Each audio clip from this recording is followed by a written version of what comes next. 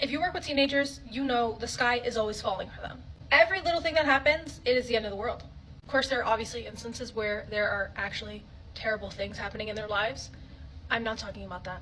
I'm referring to the little tiny minor inconveniences that they act like is going to end their world. So here are some things that my students have complained about or ranted to me about recently. I had actually multiple students today complain about the fact that we were doing a review game, we were doing arguments categories instead of doing nothing, which has never been an option, might I add. I had a student complain that their parents took away their phone. When I asked why, they said, well, I stayed out 3 hours past curfew, and when I came home I gave them attitude. I said, I feel like that's fair. They didn't like that response. I had a student absolutely distraught over the fact that there were no sliced apples by the time they got to the fruit station, which in their defense, I'd probably be upset about too.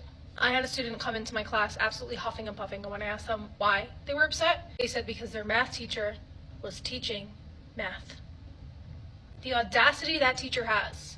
I overheard 2 students talking about how they had points removed off of one of their assignment for a teacher. And naturally, I am nosy, so I did butt in their conversation because, yeah, I am listening. And I asked them why, because the way they were talking about it, it made it seem like it was unfair the way they got these points removed.